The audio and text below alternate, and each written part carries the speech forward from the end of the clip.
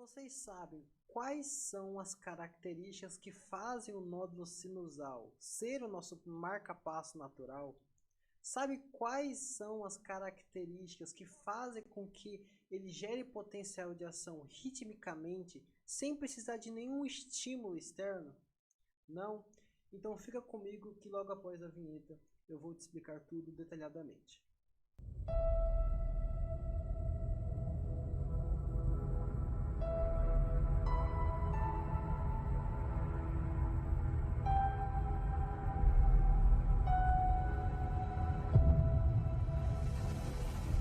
Olá, fisiologistas! Como vocês estão? Eu espero que todos vocês estejam bem. Sejam muito bem-vindos a mais uma aula de fisiologia aqui do canal. E vamos dar continuidade à fisiologia cardíaca. Nessa aula nós iremos falar do capítulo 10, excitação rítmica do coração. Mas eu vou dar aquela mensagem clássica, né, que eu sempre peço a vocês: se inscreva aqui no canal, pessoal. Se inscreva aqui no canal porque eu estou trazendo conteúdo muito legais e muito bacana para vocês. E não custa nada vocês se inscreverem, tá? Então é um botãozinho vermelho que fica aqui embaixo para vocês não perderem nenhum vídeo aqui no canal. Também curta esse vídeo para fortalecer e me dar um incentivo a gravar vídeo para vocês. E mandem pelo menos para um colega. Eu tenho certeza que vai ajudar ele e também vai me ajudar demais, tá bom? Então, vamos começar a nossa aula do capítulo 10.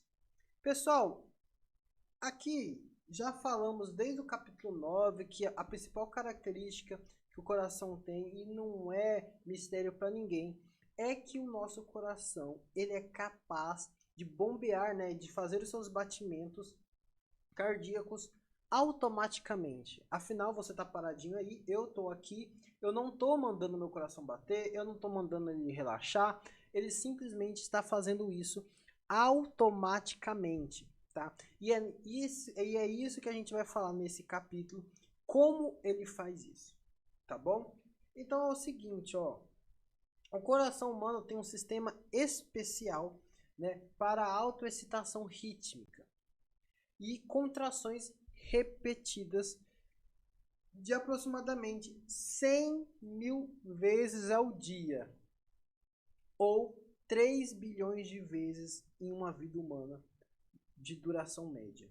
Pessoal, esse número é absurdo e só para a gente saber ter a ideia de quão perfeito o nosso corpo é. Tá? Ele faz tudo isso automaticamente, tá? Sem a ajuda do sistema nervoso central. A gente sabe que ele regula, esse sistema nervoso central regula a contração, aumenta a frequência, diminui a frequência, mas o ato de contrair e de gerar um potencial de ação é automático, tá? Ele não precisa de ajuda de ninguém. E ele faz isso principalmente de duas maneiras e duas características principais. A primeira é que ele gera impulsos elétricos rítmicos para iniciar a contração do miocárdio. Então, primeiro ele gera um potencial de ação, e aí esse potencial de ação faz com que o nosso coração contraia. De que maneira que ele contrai, nós já vimos no capítulo 9. Eu vou deixar um card aqui em cima para você saber exatamente como o coração contrai, de que maneira ele gera contração nos seus canais de cálcio e etc. E a segunda forma é que ele conduz esses impulsos rapidamente. Então, primeiro ele gera esse potencial de ação, que a gente vai falar onde ele gera, mas a maioria já sabe. Então, ele gera esse potencial de ação e ele tem que dar um jeito, esse potencial de ação não pode ficar aqui, paradinho. Ele tem que dar um jeito de espalhar esse potencial por toda a massa muscular do coração. De que forma que ele faz isso? Ele vai conter fibras específicas somente para a condução. Tá bom? Então nós temos, ele gera impulso cardíaco e ele conduz esses impulsos cardíacos. Se você assistiu a aula do capítulo 9, você vai lembrar que nós falamos que o coração tem 3 tipos de músculos, né? Ele tem o músculo atrial, ele tem o músculo ventricular, que esses dois geram contração, e ele tem o sistema especializado. Esse sistema especializado é os sistemas de músculos que faz uma excitação do músculo cardíaco e também uma propagação ou uma condução. E é o que nós estamos falando aqui. O que eu quero dizer para vocês, pessoal? Eu quero dizer que esse sistema de condução do músculo cardíaco, esse sistema aqui, ele nada mais é do que um músculo especializado. Ele não é um neurônio. Ele não é, seja lá o que todo mundo pensa que é. Ele é um músculo especializado, tá? Assim como qualquer outro músculo. A diferença é que ele não tem tanto desenvolvimento para contração, mas sim ele é especializado. Então, ele é uma célula muscular, mas se retira dele miofibrilas, actina, miosina, seja lá o que for, e ele tem as suas propriedades da membrana que fazem com que gerem contrações automáticas. Essa porção faz com que conduza esse potencial de ação de forma rápida, tá? Mas ele é um músculo cardíaco, ele é uma célula muscular, tá bom? Então, se ele é uma célula muscular, ele vai sofrer interferência de isquemia, ele pode atrofiar, ele pode, enfim, hipertrofiar. Então, pessoal, eu quero que vocês entendam que ele não é um neurônio, mas sim uma célula especializada, uma célula cardíaca, né, uma célula muscular especializada. Ah, se ele é especializado em gerar impulso, então ele vai ser propriamente só para isso. Se ele é especializado em conduzir rápido, é óbvio que ele vai ser muito melhor para conduzir do que para gerar impulso. Isso a gente vai ver durante o decorrer da aula, tá bom? E aí aqui, ó, ele vai falar de algumas características que a gente já falou no capítulo 9 sobre o ciclo cardíaco. Pessoal, os átrios se contraem aproximadamente 1/6 antes da contração ventricular. Isso já foi mencionado, né? Por quê? Porque o nosso átrio ele faz uma função, né? Que ele contrai e ejeta 20% de sangue para encher esse ventrículo, tá bom? Então ele contrai primeiro e depois o ventrículo contrai. Porque agora nós vamos saber exatamente o porquê isso acontece, tá bom? Então, eu vou apresentar aqui a vocês o sistema excitatório e condutor especializado. Pessoal, agora sim eu vou apresentar a vocês, prazer, sistema especializado, acabou a aula. Brincadeira, sacanagem. Mas enfim, pessoal, esse aqui é o sistema especializado do coração. Ele é composto de, como já foi mencionado, ele é composto por sistemas que geram potencial de ação e por sistemas que conduzem esses potenciais de ação. E aqui eu vou apresentar para vocês. O primeiro de todos é o nódulo sinusal, pessoal. A gente vai falar de cada detalhado de cada parte, mas eu só vou apresentar para vocês. Logo de cara, o nódulo sinusal, ele é o marca-passo natural. É ele que faz com que tudo aconteça. É ele que gera potenciais de ação automáticos. É ele que faz com que tenhamos uma ritmicidade. É ele que rege a nossa frequência cardíaca. Tá? E ele é muito importante porque a gente, quando vai ver em eletrocardiograma, a gente tem que saber se esse ritmo é sinusal ou se ele está vindo de algum outro lugar. Se ele é sinusal, então é óbvio que quem está regendo essa ritmicidade é o nódulo sinusal. E aí nós temos o que? As vias internodais, essas fibras aqui já são especializadas em condução. Então, vias internodais, o que eles fazem? Eles pegam o potencial de ação aqui e transmite ao nódulo atrioventricular. Então, esse aqui é o nódulo atrioventricular, porque está entre o átrio e o ventrículo. O que mais que as vias internodais fazem? Ah, transmitem todo esse potencial de ação para o músculo auricular, tá bom? O nódulo atrioventricular é o nódulo principal que faz com que retarde esse potencial de ação, que nós vamos falar. Então, é ele que faz com que os átrios contraiam primeiro do que os ventrículos. Nós vamos ver como ele faz isso também. E aí, o que acontece? Nós temos aqui o feixe atrioventricular, também chamado de AGIs. E aí, nós temos o ramo direito e esquerdo do feixe, que está aqui no tabique, tá nesse tabique aqui. E aí, o que acontece? Nós vamos ter as fibras de Purkinje. É as fibras de Purkinje que se ramificam por todo o miocárdio ventricular, tá? E é ele que propaga o potencial de ação para o músculo ventricular. Consequentemente, é ele que faz com que o coração se contraia rítmico, se contraia ao mesmo tempo, tanto o ventrículo direito quanto o ventrículo esquerdo. Tá bom, pessoal? Então, nós vamos falar agora de cada porçãozinha, começando pelo nódulo sinusal. Pessoal, assim, aonde que se encontra o nódulo sinusal? Ele se encontra logo abaixo da desembocadura da veia cava, tá? Ele se encontra logo quando a veia cava superior se desemboca ao átrio, ele se encontra logo na abertura da veia cava, tá bom? Então é isso que vocês têm que saber em referente à sua localização. Então ele é do lado direito, tá bom? Então, ó, as fibras quase não têm filamentos musculares contráteis. Então vocês imaginam para que ele vai servir? Ele é especializado em gerar impulso, não em contrair, tá bom? Então, ele é um tipo de músculo, só que especializado, ok? Aí, o que que acontece? O nódulo sinusal, ele se conecta diretamente com as fibras musculares atriais, de modo que qualquer potencial de ação que se inicie por ele se difunde imediatamente para todo o músculo atrial. É para isso que servem esses potenciais. Ele gera um potencial de ação aqui e rapidamente ele é conectado com os outros músculos que de fato exercem a contração. Como? Pelos aqueles gap junctions que nós mencionamos, né? Aquelas junções comunicantes. Então, as células se comunicam com as células musculares se comunicam com o nódulo sinusal e aí o nódulo sinusal gera um potencial de ação e rapidamente esse potencial de ação vai passando de célula muscular atrial para músculo atrial, uma atrás da outra, aparecendo como um dominó. Muitos livros trazem como um dominó. Uma vai excitando a outra e aí gera a contração, tá bom? Então, o nódulo sinusal já tem comunicação com o nosso átrio, tá bom? E aí aqui, ó, ritmicidade elétrica automática das fibras sinusais, tá? Algumas fibras cardíacas têm a capacidade de autoexcitação, ou seja, ela se auto gera um potencial de ação. Ela não precisa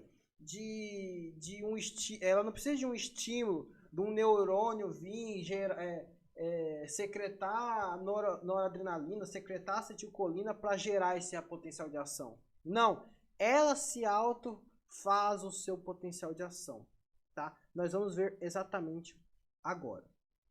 Então, por esse motivo, se ela autogera potencial de ação, a gente já sabe que ela é o principal responsável por ter os nossos batimentos sincrônicos e é por isso que ele é escolhido como marca-passo cardíaco, ok?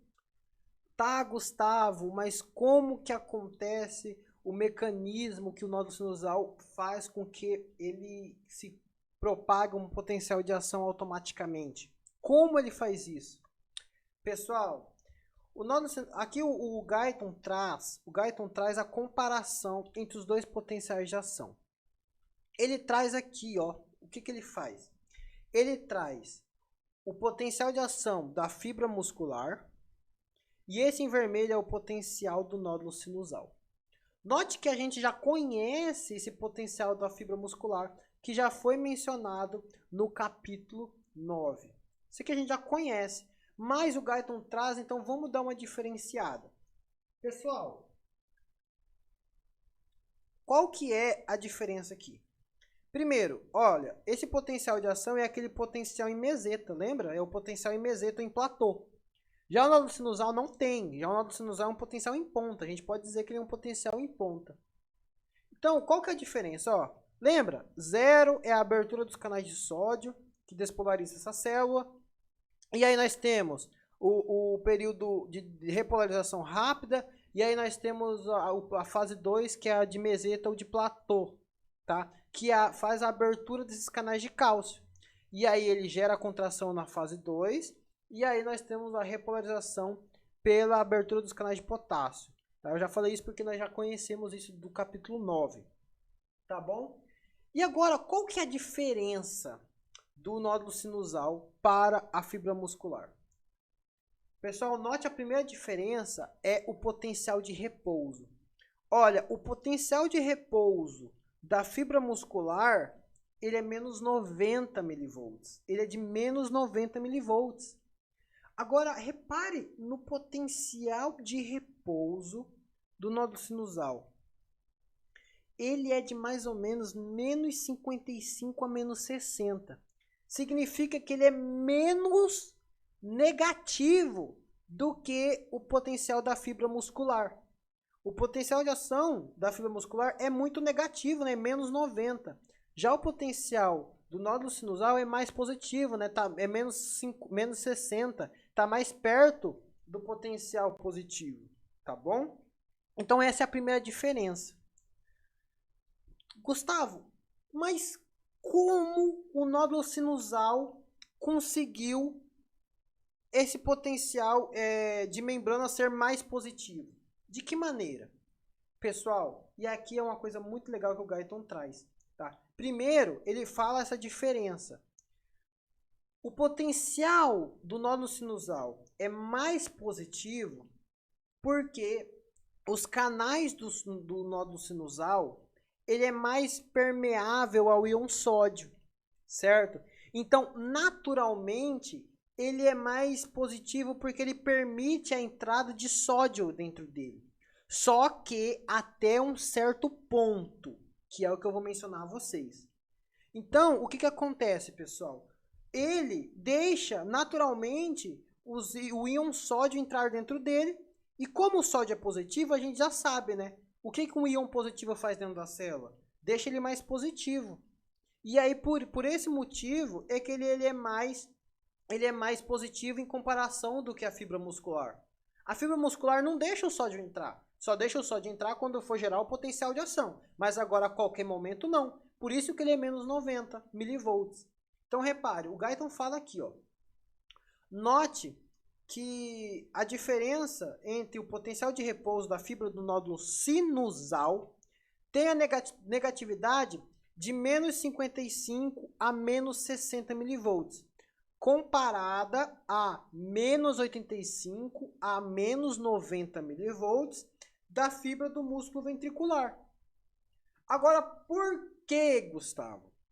A explicação para essa menor negatividade é que a membrana plasmática do nódulo sinusal, por natureza, é mais permeável ao íon cálcio e ao sódio, tá? Mas principalmente ao sódio. Então, ele é mais permeável ao íon sódio. Portanto, a carga positiva desses íons neutraliza a negatividade intracelular. De menos 90, ele deixou menos 60 naturalmente.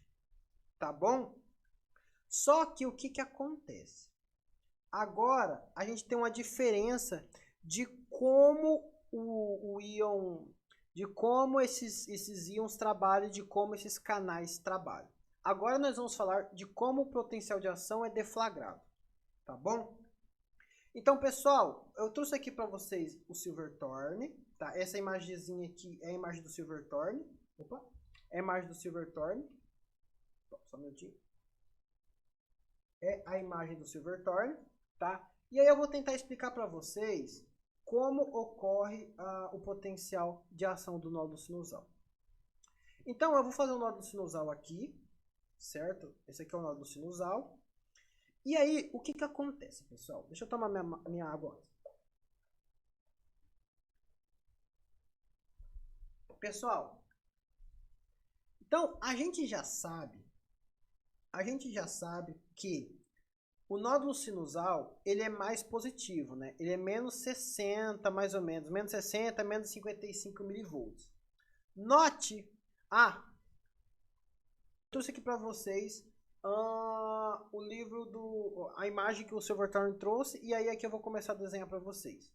Então, a gente já falou, pessoal, que o nódulo sinusal, ele é menos 60 milivolts aproximadamente, né? Então, ele é mais positivo do que comparado com a fibra muscular.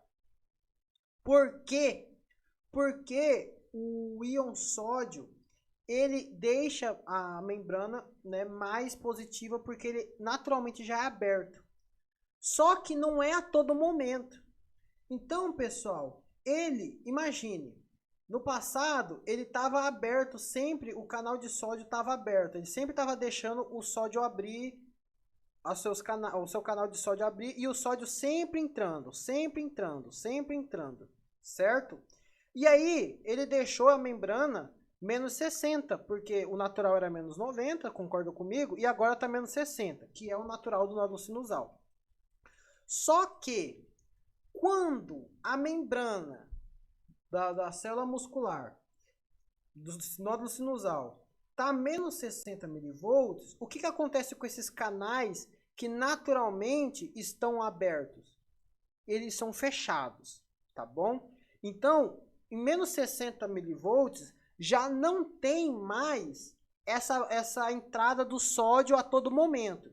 Então, a menos 60, esses canais de sódio já estão fechados, certo? Eles já não funcionam mais. Eles já deixaram a membrana menos 60 milivolts, tranquilo, eles já deixaram a membrana perto do limiar ali, então agora eles não vão funcionar mais. Agora, o que vai acontecer, pessoal? A partir do menos 60 milivolts, a gente tem a abertura de uns canais mais diferentes, que são os canais de sódio e cálcio, tá? Então eu vou desenhar aqui, ó, a abertura dos canais de cálcio e sódio, tá? A abertura dos canais de cálcio e sódio. Então, quando ele está menos 60 milivolts, quem que abre agora? O canal de cálcio e sódio. E aí ele permite a abertura desses canais, e aí o sódio entra principalmente, um pouquinho de cálcio também. Então o sódio e o cálcio entra. Mas como que é o nome desse canal? O nome desse canal é canal de cálcio e sódio L, de lento. Então, note que a abertura dele, pessoal, é mais lenta. Até atingir o quê? Menos 40 milivolts. Então, vamos recapitular. A menos 60 milivolts, quem que funciona? Os canais de cálcio e sódio. Então, o cálcio e sódio começa a entrar dentro da célula. Só que aí, quando chega a menos 40 milivolts, o que vai acontecer? A menos 40 milivolts, esses canais de cálcio e sódio se fecham e abre-se agora os canais somente de cálcio. Tá? E aí quem entra na célula é o cálcio. Então, a partir do limiar, toda essa porção aqui, quem está despolarizando é quem? Olha, é o cálcio. Então, o cálcio que está entrando dentro da célula. Tá bom? Então, de novo, menos 60 já não está mais funcionando naqueles canais que normalmente estão abertos. Ele só fez a função só para deixar a célula menos 60. Então, os canais de sódio estão fechados. Mas quem que abre? Os canais de cálcio e sódio. Eles permitem a abertura desses canais. E aí, o que acontece? Eles deixam até menos 40. Menos 40 é o limiar. Então, o limiar, quando bate menos 40, ele permite a deflagração do potencial de ação. Como? Através da abertura dos canais de cálcio. E aí é o cálcio que, de fato, faz essa despolarização, esse potencial de ação. Perfeito? E aí o que acontece? Daqui a gente já sabe. Chega a menos 20 aproximadamente, fecha-se os canais de cálcio e quem que abre? Os canais de potássio. Então o potássio que está aqui dentro da célula começa a sair, certo? E aí o potencial de ação começa a cair. Só que aqui, tem uma função muito interessante, que é o período de hipo. Então o que acontece? Em vez de, repare só, o que aconteceria? Eu vou até mostrar para vocês. Aqui o potencial de ação do músculo ventricular.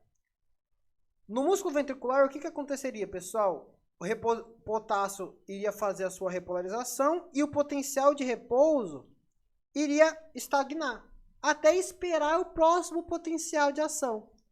Só que a gente já sabe que o nódulo sinusal tem que fazer isso ritmicamente, de alguma forma, concorda comigo? Então, o que vai acontecer, pessoal? Eu vou voltar aqui ao punch. Pessoal, então o que vai acontecer? Quando o potássio faz a repolarização, quando o potássio faz a repolarização, note, quando o potássio começa a repolarizar, o que que acontece? Esses canais de potássio, eles permitem que eles ficam abertos um pouquinho mais de tempo, tá? Então ele fica aberto um pouquinho mais de tempo, o que faz com que o potencial de repolarização fique hiperpolarizado, ou seja, ele desce um pouquinho mais a negatividade. Olha o que está acontecendo. Ele deixa um pouquinho mais negativo. Esse período que fica mais negativo, note, menos 60 é o potencial de repouso. Agora ele está hiperpolarizado a menos 70 aproximadamente. O que que vai acontecer? E é por isso que eu expliquei o começo dos potenciais de sódio, dos canais de sódio. Os canais de sódio aqui, que inicialmente deixava a membrana menos 60, eles se abrem novamente. E aí o que que acontece? Ele faz com que retorne o potencial aonde? Menos 60. E aí eles deixam o potencial menos 60 novamente. E aí começa de novo. Abre o canal de cálcio e sódio até o limiar. Canal de cálcio e sódio abriu. O canal de cálcio e sódio aqui fechou, perdão. E aí abriu quem? Só o canal de cálcio. Despolarizou. Vou até apagar para continuar para vocês entenderem o que está acontecendo aqui.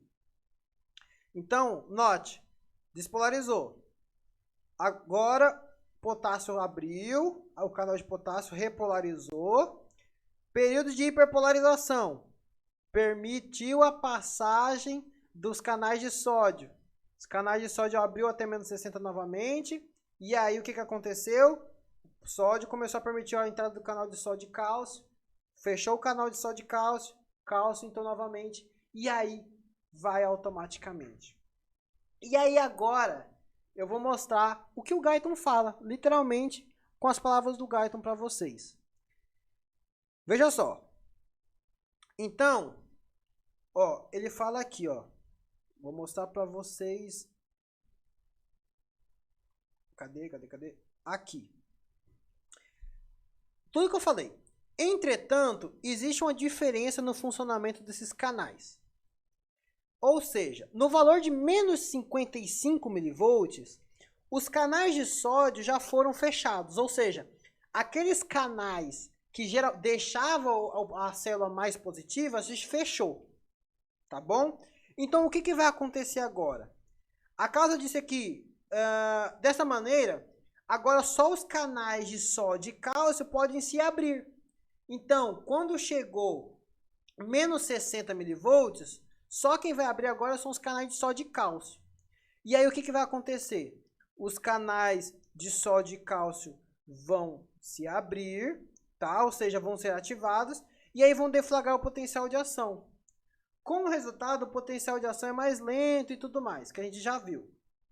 Então, repare novamente o que ele vai falar aqui. Em virtude da alta concentração do íon sódio por fora da fibra internodal, então o íon positivo do sódio tende a vazar para dentro da célula. Por isso que a gente vai ter o potencial de ação mais positivo. Ok. Então, é o seguinte. Como mostrado na figura 10.2, o potencial de repouso gradualmente fica menos negativo. Quando o potencial limiar chega a menos 40 milivolts, o canal de cálcio do tipo L são ativados, originando o potencial de ação. Portanto, basicamente é o vazamento inerente da fibra sinusal que provoca a autoexcitação. Então, pessoal, repare o que eu disse para vocês. Simplesmente o que eu quis dizer é o seguinte: menos 60 milivolts, só quem abre, só os canais que estão funcionando é o canal de sódio e cálcio. Então, nesse momento, entra sódio e cálcio dentro da célula. Então, ele permite a ascensão do potencial de ação. Só que quando chega ao potencial limiar de menos 40, os canais de sódio e cálcio se fecham e quem abre agora é só os canais de cálcio. E aí ele traz aqui, ó, canais de cálcio, cálcio para dentro. E aí deflagra o potencial de ação, certo?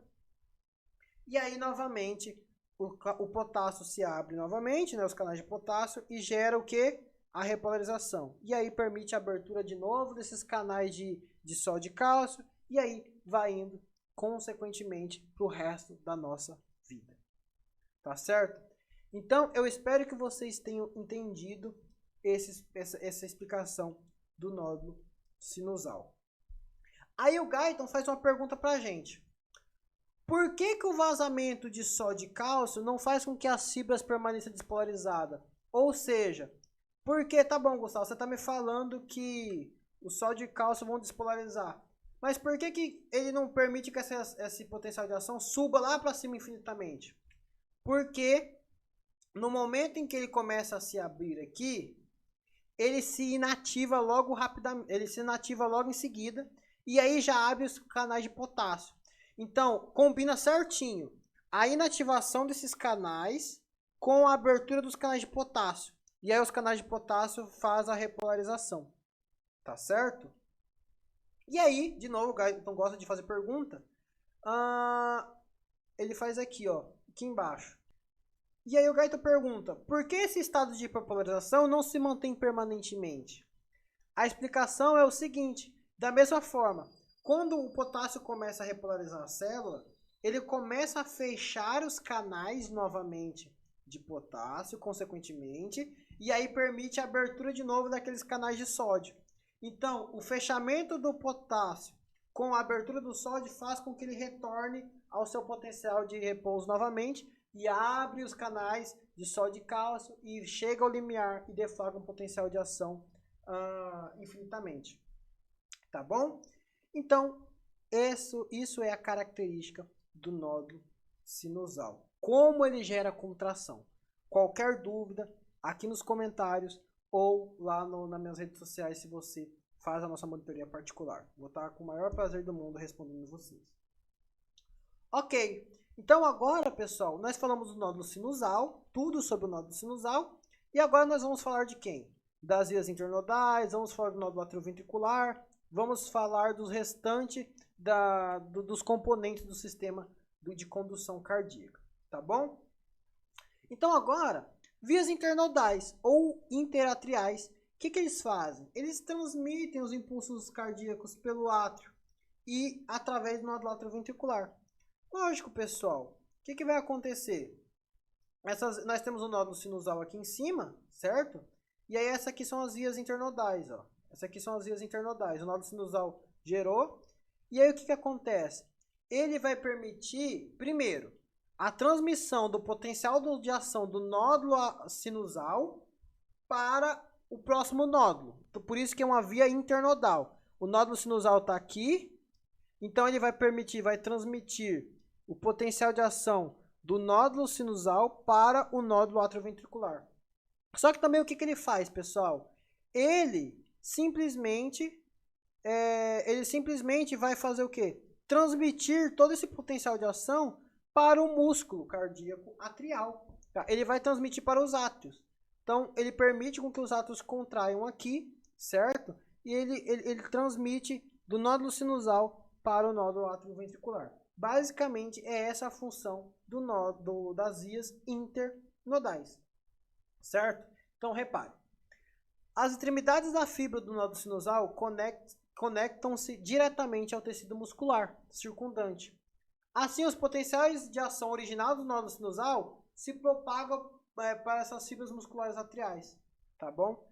A gente geralmente tem 3 vias internodais, né? Nós temos a anterior, a média e a posterior. Então, todas elas transmitem esse potencial de ação para os átrios, tá bom? E agora, pessoal, nós vamos falar do nódulo atrioventricular. Qual que é a função do nódulo atrioventricular? A função do nódulo atrioventricular é retardar a condução do impulso dos átrios para os ventrículos. Agora que nós vamos entender qual é a função e como os átrios contraem antes do que os ventrículos, o que já foi mencionado em ciclo cardíaco, mas agora nós vamos saber como ele faz isso. Pessoal, primeiro tudo ocorre pela localização do nódulo atrioventricular. O nódulo atrioventricular, eles se encontram logo perto das válvulas atrioventriculares, da mitral e da tricúspide. Então, o que acontece? Essa tricúspide e a mitral é composto por um tecido fibroso. E aí o que ele faz? Ele retarda a passagem do potencial de ação para a continuidade do sistema de condução. Então o que acontece? Nós temos aqui o potencial de ação gerado pelo nódulo sinusal, era para ele passar rapidamente para os ventrículos. Concorda comigo? Era para ele passar rapidamente pelos ventrículos. Só que o nódulo atrioventricular, ele se encontra exatamente na junção das válvulas, certo? Então, esse tecido fibroso, o que ele faz? Principalmente, ele dá uma parada nesse potencial de ação. Ele não deixa que esse potencial de ação transmita, se propague de forma contínua. Então, o que ele faz? Ele dá uma retardada nesse potencial, nessa condução. Quando ele dá essa retardada nesse potencial de ação, é o tempo necessário para que os átrios contraiam primeiro. Porque note, se o potencial de ação se propagasse diretamente, contrairia átrio e ventrículo junto. Mas não. Como o nódulo atrioventricular faz com que dê uma diminuída nessa velocidade de transmissão, então o átrio contrai primeiro, retardou, e aí agora o ventrículo vai contrair depois. O outro motivo para que o nódulo atrioventricular retarde essa transmissão do potencial de ação é que ele tem poucos gap junctions, ou seja, ele tem poucas uniões comunicantes. Isso faz com que tenha mais resistência, né? Esses íons não conseguem passar de uma célula para outra. Por isso que dá essa retardada do potencial de ação, porque possui poucas uniões comunicantes. O que vocês vão ver que vai ser o inverso de um segmento da fibra de Purkinje, tá bom? Então, o que ele fala aqui, ó? Aqui. O sistema condutor atrial é organizado de tal modo que o impulso cardíaco não se propague dos átrios para os ventrículos rapidamente. Esse retardo permite que os átrios se contraem e esvaziem seu conteúdo nos ventrículos antes da contração ventricular. Quem faz isso? Os responsáveis por esse retardo é o nódulo atrioventricular. De que maneira, né? O nódulo atrioventricular está situado, né, na parede posterior do átrio, atrás da válvula tricúspide. Então ele fica no tecido fibroso, certo? Então o que vai acontecer, pessoal? O nódulo atrioventricular, qual que é a causa desse? A causa da condução lenta. A causa da condução lenta, além do tecido fibroso, é porque ele possui números de junções comunicantes diminuída. Então, é explicada em grande parte pelo reduzido número de junções comunicantes, ou gap junctions, entre essas células, de modo que existe grande resistência para a passagem dos íons excitatórios de uma fibra condutora para a próxima. Tá bom? Então, por esse motivo que ele dá uma retardada nesse potencial de ação. Pessoal, professor gosta demais de cobrar o tempo em que o nódulo atrioventricular retarda o potencial de ação. Eles amam cobrar isso. Então, o que eu quero que vocês saibam? Pessoal, o nódulo atrioventricular, ele retarda aproximadamente 0,16 segundos, ou seja, 0,1 segundo. Então, o tempo em que ele chega no potencial de ação aqui, até chegar aqui, é de 0,16 segundos, até chegar agora na fibra de Purkinje. Então, ele atrasa aproximadamente 0,1 segundo. Então, é o tempo necessário para que o átrio contraia. O Guyton traz o porquê desse 0,16 segundos. Ele fala o seguinte, o átrio, né, só o nódulo atrioventricular, ele atrasa 0,09. Então, 0,09. Agora, o tempo da fibra da via internodal chegar até o nódulo atrioventricular é de 0,03. Então, 0,09 mais 0,03 é 0,09, 0,010, 0,10, 0,11, 0,12. Então, eu aumentei 3. Então, 0,09 mais 0,03 é 0,12. Agora, o nódulo, do nódulo atrioventricular até o nódulo atrioventricular passar a barreira fibrosa, aumenta mais 0,04. Então, 0,12 mais 4, 0,16, né? 12, 13, 14, 15, 16. Então, ao todo, é 0,16. Eu só expliquei o porquê que chegou nesse 0,16, tá? Mas o importante é mesmo vocês saberem que é 0,16, porque o professor gosta de cobrar esses valores, tá bom? Então, aqui, vocês já sabem como que acontece o retardo do nódulo atrioventricular. E agora, pessoal, ele entrou. Então, o nódulo sinusal gerou um potencial de ação, passou pelas vias internodais. Essas vias internodais transmitiu todo esse potencial de ação para os átrios. Aí esse potencial de ação chegou no nódulo atrioventricular, ele retardou isso. Aí agora o átrio contraiu. Beleza, agora esse potencial de ação passou do nódulo atrioventricular e agora vai chegar aonde? Vai chegar na parte do sistema mais rápido. O sistema de condução mais rápido é as fibras de Purkinje. Pessoal, as fibras de Purkinje de fato são as fibras especializadas em condução mesmo. Porque ele não tem barreira fibrosa e ao contrário, são fibras muito calibrosas e que ele possui o quê? O oposto do nódulo atrioventricular. Ele tem ele possui muitas junções comunicantes, tá? Entre sucessivas células.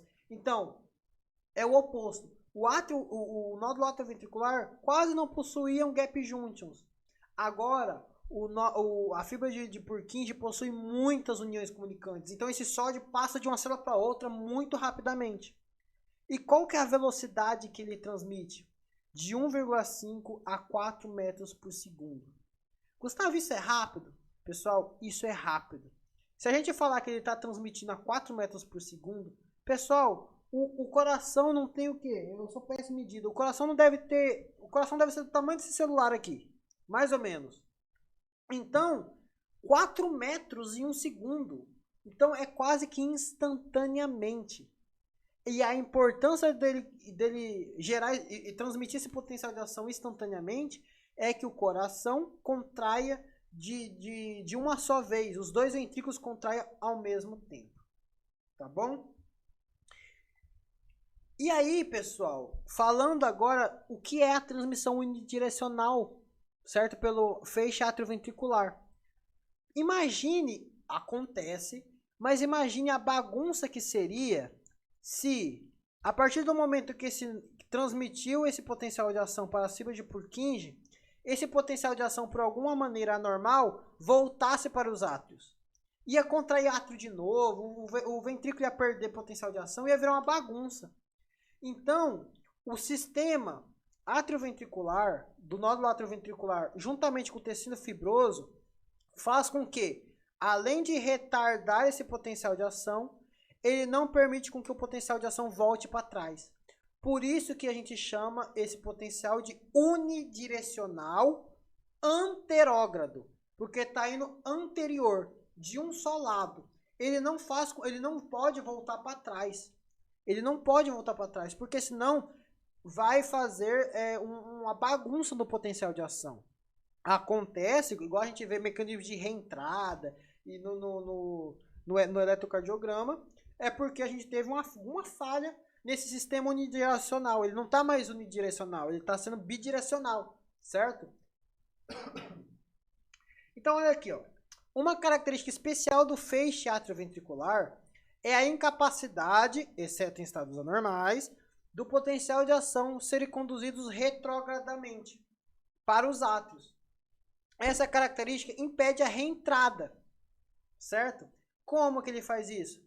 Principalmente pela barreira fibrosa constituída pelas válvulas, tá? Essa barreira funciona como um isolante para evitar a passagem do impulso dos átrios para os ventrículos, tá? De uma maneira que não seja anterógrada, tá bom?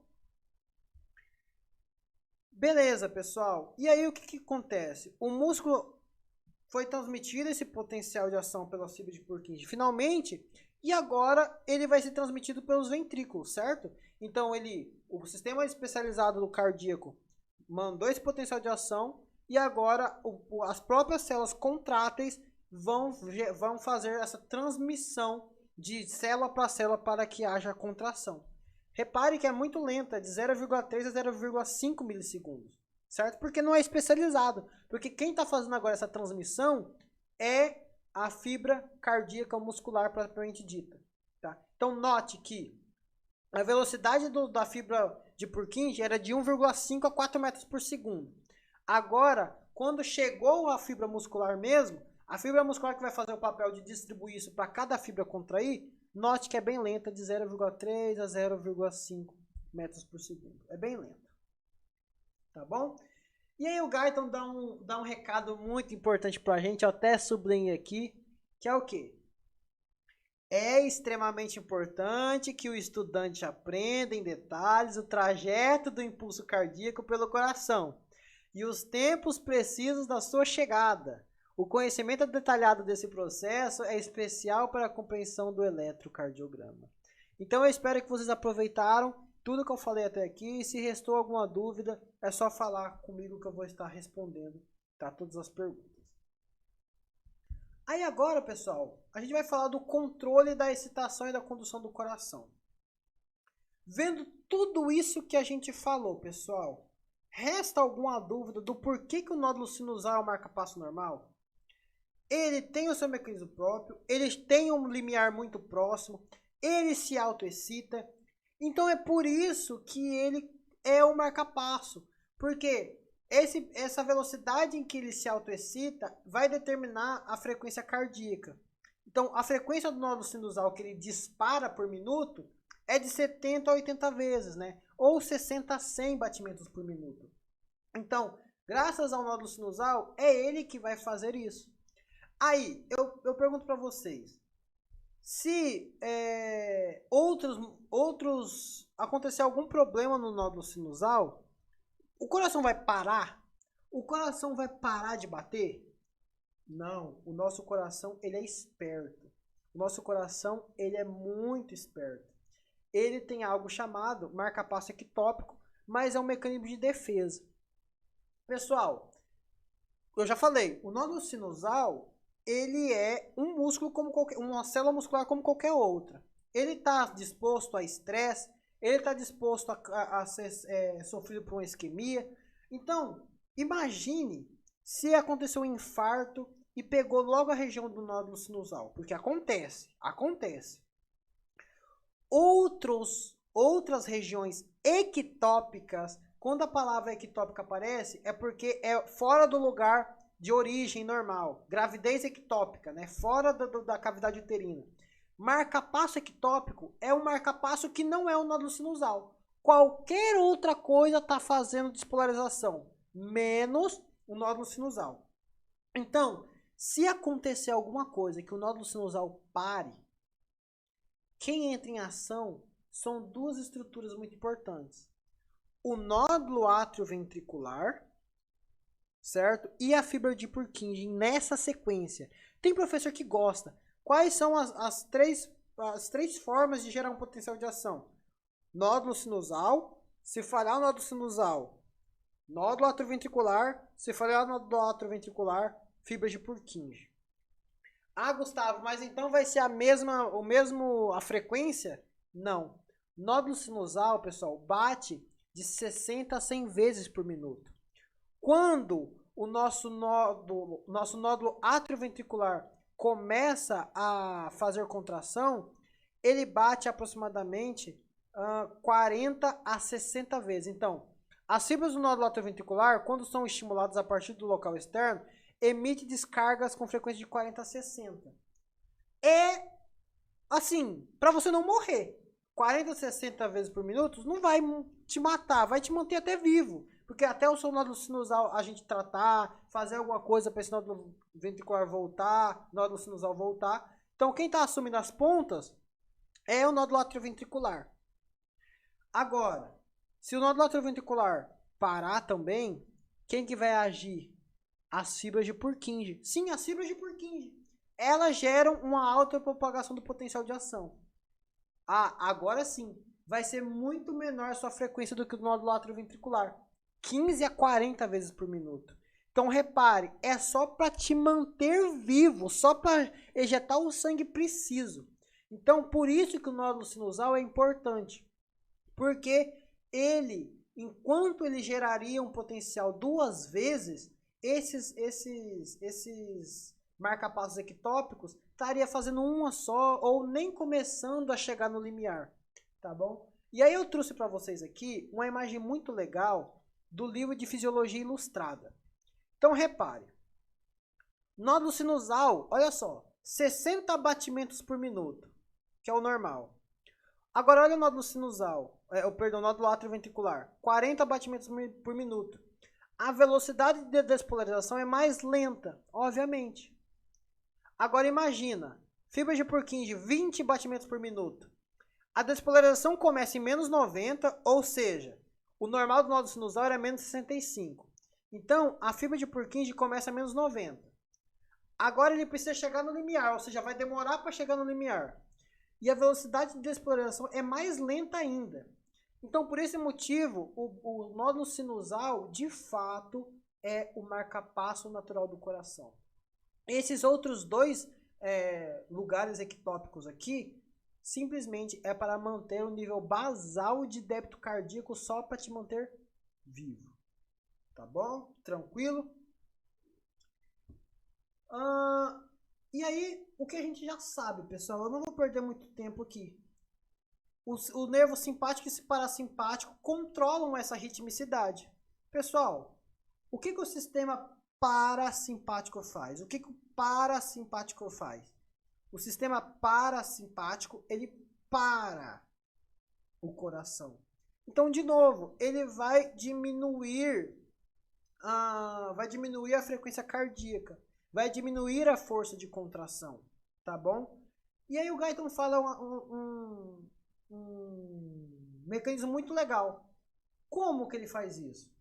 Pessoal, o sistema parasimpático, ele vai permitir a abertura, primeiro, o sistema parasimpático vai secretar acetilcolina, né, nesse nódulo sinusal. E o que essa acetilcolina vai fazer? Vai permitir a abertura dos canais de potássio. E aí, como esse potássio está saindo da célula, o que o potássio faz, pessoal? Repolariza. Só que agora está saindo muito. Então, o que vai fazer? Uma hiperpolarização. Essa hiperpolarização vai afastar muito o potencial de membrana do limiar. Então, vai demorar muito para chegar no limiar.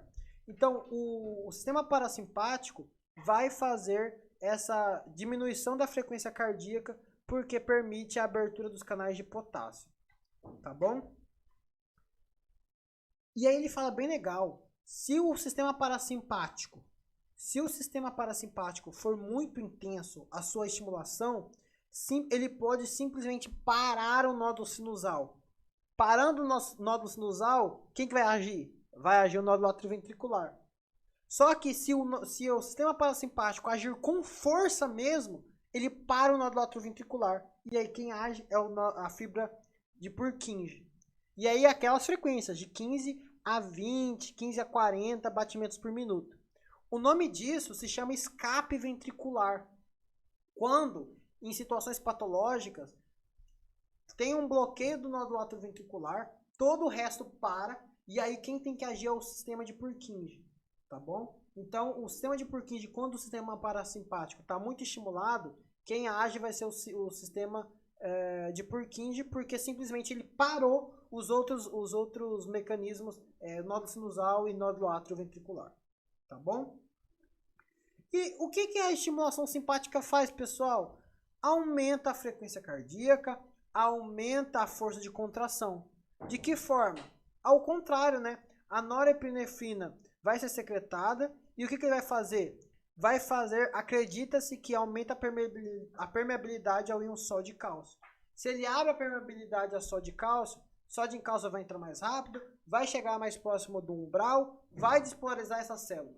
Se cálcio entra dentro da célula, falando agora de músculo, vai fazer mais força de contração, tá certo?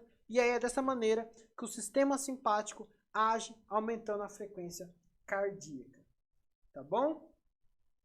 Ufa! Então é isso, pessoal. Essa foi a aula de hoje sobre o sistema de condução e o nódulo sinusal. Eu espero que vocês tenham gostado dessa aula. Pessoal, próxima aula a gente vai entrar como eletrocardiografia, né? O eletrocardiograma do capítulo 11. Então não perca. E pessoal, mais uma vez, por favor, se você gostou dessa aula, compartilha com seus colegas, curta e se inscreva, porque vai me ajudar demais. Incentiva a gente demais. E qualquer dúvida eu estou à disposição. Tá bom? Um grande abraço, fique com Deus e até a próxima. Tchau, tchau.